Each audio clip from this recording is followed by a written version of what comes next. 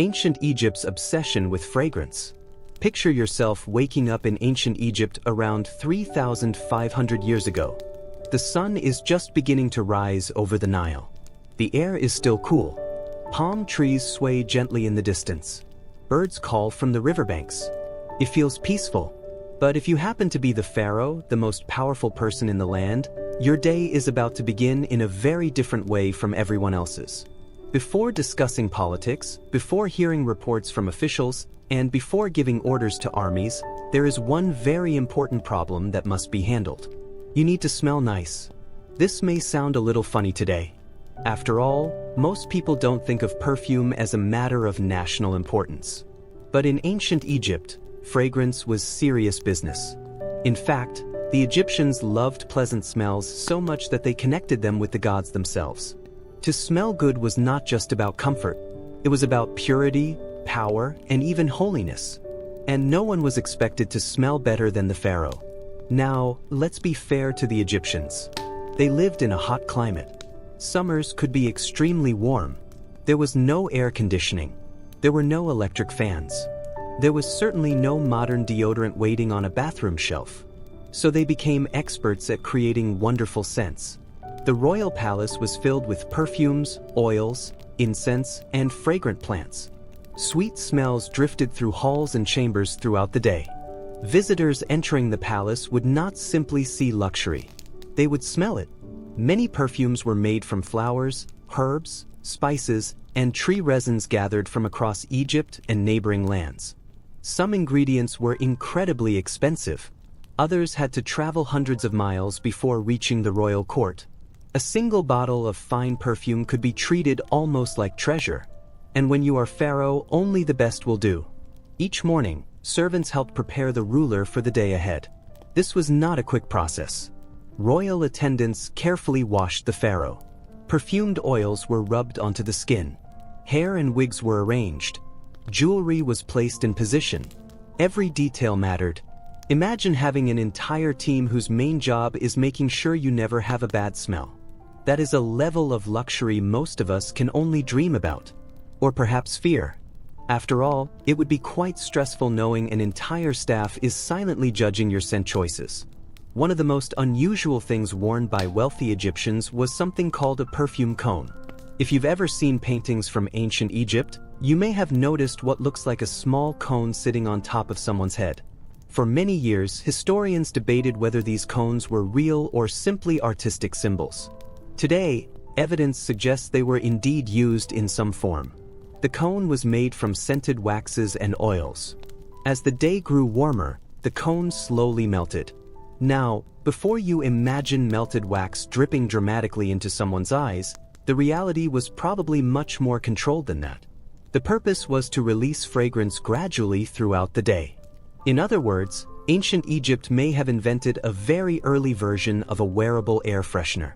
And yes, people were apparently walking around with perfume melting gently on their heads. History can be wonderfully strange sometimes. The pharaoh also used incense regularly. Incense played an important role in Egyptian religious ceremonies. Temples often burned large amounts of fragrant materials such as myrrh and frankincense.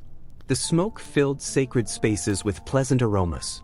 To the Egyptians, bad smells were often associated with disorder, decay, and danger. Good smells represented harmony and divine favor. This helps explain why royal fragrance rituals were taken so seriously. The pharaoh was not viewed as an ordinary king. He was seen as a living connection between humanity and the gods. His appearance mattered. His behavior mattered. And yes, his scent mattered too. A ruler who smelled wonderful helped reinforce the image of divine perfection. Of course, collecting these luxury scents required a great deal of effort. Egyptian trading expeditions traveled to distant regions searching for rare ingredients. Some journeys crossed deserts. Others sailed across seas. Entire expeditions could be organized partly to obtain valuable perfumes and incense. Imagine explaining to someone that a major state project exists because the royal court wants better-smelling candles. Yet in many ways, that is exactly what happened. One famous Egyptian ruler with a strong interest in fragrances was the female pharaoh known as Hatshepsut. She organized expeditions to a region called Punt, believed to be located somewhere near the Horn of Africa. These missions returned with exotic goods, including fragrant trees and precious resins. According to surviving records, some of the trees were even planted in Egypt. Rather than simply importing perfume, they were bringing the ingredients home and growing them themselves. That is dedication. As evening approached, the palace remained filled with pleasant scents. Incense burned during ceremonies. Perfumed oils continued to be used. Guests attending royal gatherings entered rooms designed to impress every sense. The goal was not only to look magnificent but also to create an atmosphere that felt almost otherworldly. For the pharaoh, fragrance was part of power. It helped create an image of someone set apart from ordinary life. Someone closer to the divine. Someone whose very presence seemed special. And so, while most people in ancient Egypt ended their day thinking about family, work, or tomorrow's tasks, the pharaoh lived in a world where sweet-smelling oils, sacred incense, and luxury perfumes were woven into nearly every moment. It may seem unusual to us today, but in ancient Egypt, the ruler who smelled wonderful was doing far more than enjoying a pleasant fragrance. He was playing a role that connected kingship, religion, and daily life into one carefully scented performance. And as the sun slowly disappeared beyond the Nile, and the palace filled with the soft glow of lamps and the drifting scent of incense, the pharaoh's fragrant day quietly came to an end. Now, as the scented smoke of ancient Egypt drifts away into the night, let us travel east. Far beyond the Nile, beyond deserts and mountains, another great empire was rising. This was ancient Persia. It was one of the largest and most powerful empires the world had ever seen. Its rulers controlled vast lands stretching across continents. Their roads connected distant cities. Their armies marched across enormous territories. Their palaces dazzled visitors from around the known world.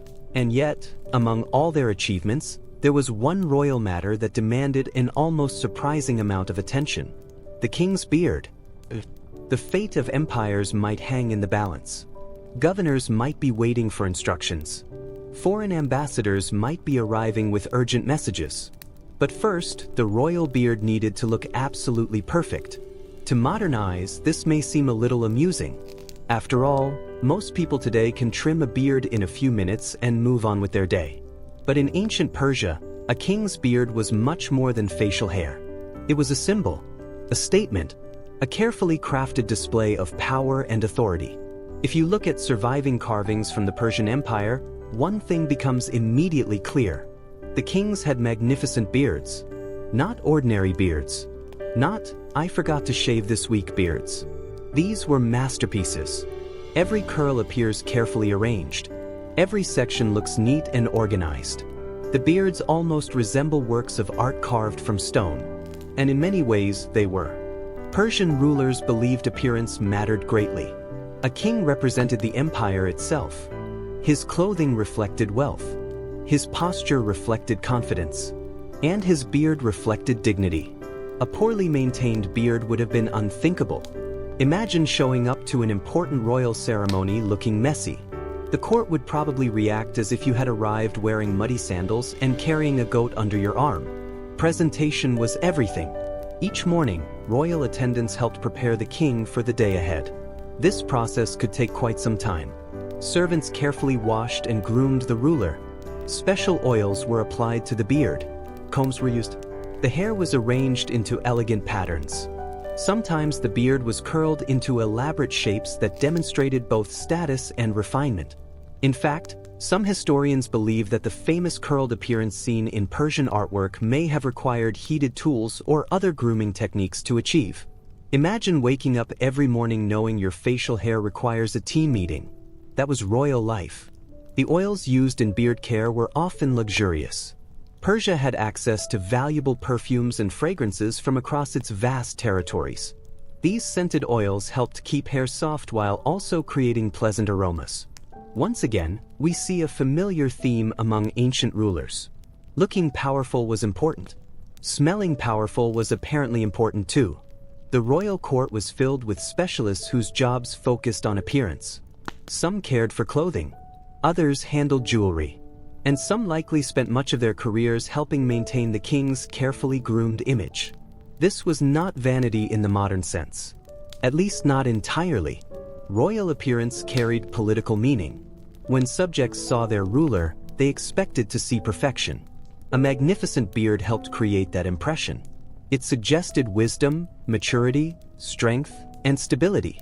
These qualities mattered deeply in a world where kings were expected to lead armies and govern enormous populations. The beard became part of the king's public identity. It was almost like a crown made of hair. Visitors to Persian palaces often described the incredible wealth surrounding the royal court. The halls were decorated with fine materials. Colorful textiles covered walls and furniture. Gold and precious metals appeared throughout ceremonial spaces. Everything was designed to communicate one message. The king is powerful. The king is wealthy. The king is important. And standing at the center of all this splendor was a ruler whose beard had likely received more attention that morning than most people gave their entire appearance in a month. One famous Persian ruler was Darius I. Under his rule, the empire expanded and became highly organized. Road systems improved. Trade flourished. Massive building projects transformed cities. And like other Persian kings, he appears in royal artwork with the kind of perfectly arranged beard that would make a modern barber quietly nod in approval. His successor, Xerxes I, is also depicted with elaborate facial hair. The consistency of these images tells us something important. These were not random artistic choices. The royal beard had become a recognizable symbol of kingship itself. There was also a deeper cultural meaning behind beards in many ancient societies. Facial hair often represented adulthood and authority. A strong beard could suggest experience and leadership. For a ruler, these qualities were especially valuable. The beard helped communicate legitimacy before a single word was spoken. An ambassador entering the throne room might notice the ruler's appearance immediately. The carefully groomed beard was part of the performance. Part of the image, part of the carefully constructed world of royal authority. Of course, maintaining such standards was not always easy. Dust storms swept across parts of the empire. Long journeys exposed rulers to harsh conditions. Military campaigns could last months. Yet even during these challenges, royal appearance remained important. A king might be traveling across deserts or leading armies through difficult terrain, but the expectation of dignity never disappeared. History often focuses on great battles and major events. We read about conquests, treaties, and political decisions. What we rarely consider is how much effort went into maintaining the image of power behind those events. Somewhere in the background, attendants were preparing oils. Barbers were arranging curls. Servants were ensuring every detail looked just right. Empires may have been built through strategy and military strength. But apparently, a little beard maintenance helped too. And so, as evening settles over the Persian royal palace, lamps begin to glow along stone corridors. The day's business is finished. Officials return to their quarters. The king withdraws from public view. Tomorrow will bring new challenges, new decisions, new responsibilities, and, of course, another carefully planned session of royal beard care.